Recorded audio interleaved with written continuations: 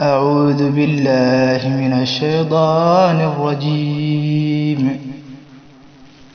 أولم يسيروا في الأرض فينظروا كيف كان عاقبة الذين كانوا من قبلهم كانوا هم أشد منهم قوة وآثارا في الأرض فأخذهم الله بذنوبهم وما كان لهم من الله من واق. ذلك بأنهم كانت تأتيهم رسلهم بالبينات فكفروا فأخذهم الله إنه قوي شديد العقاب. ولقد أرسلنا موسى بآياتنا وسلطان مبين إلى فرعون وهامان وقارون فقالوا ساحر كذاب.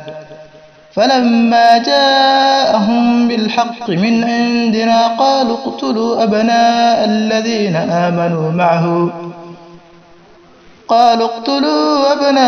الذين آمنوا معه واستحيوا نساءهم وما كيد الكافرين إلا في ضلال. وقال فرعون ذروني أقتل موسى وليدع ربه إني أخاف أن يبدل دينكم أو أن يظهر في الأرض الفساد. وقال موسى إني عذت بربي وربكم من كل متكبر لا يؤمن بيوم الحساب. وقال رجل مؤمن من آل فرعون يكتم إيمانه أتقتلون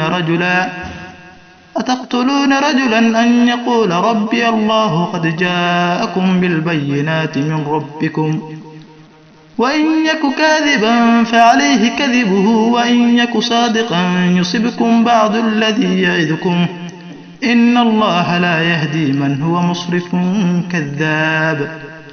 يا قوم لكم الملك اليوم ظاهرين في الأرض فمن ينصرنا من بأس الله إن جاءنا.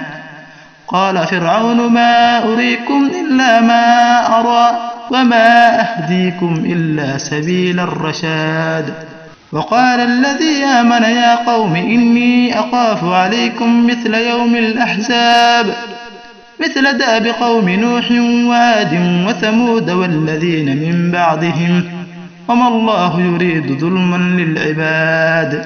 ويا قوم إني أخاف عليكم يوم التناد يوم تولون مدبرين ما لكم من الله من عاصم ومن يضلل الله فما له من هاد. ولقد جاءكم يوسف من قبل بالبينات فما زلتم في شك مما جاءكم به حتى إذا هلك قلتم لن يبعث الله من بعده رسولا كذلك يضل الله من هو مسرف مرتاب.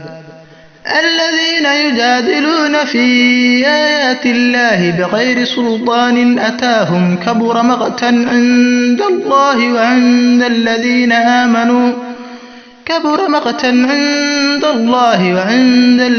آمنوا كذلك يطبع الله على كل قلب متكبر جبار. وقال فرعون يا هامان ابن صرحا لعلي أبلغ أسباب السماوات فأطلع إلى إله موسى وإني لأظنه كاذبا. وكذلك زين لفرعون سوء عمله وصد عن سبيل وما كيد فرعون إلا في تباب. وقال الذي آمن يا قوم اتبعون أهدكم سبيل الرشاد.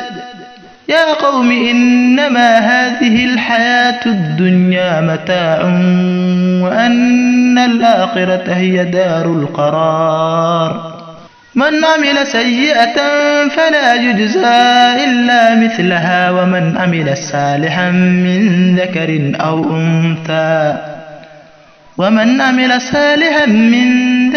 أو أنثى وهو مؤمن فأولئك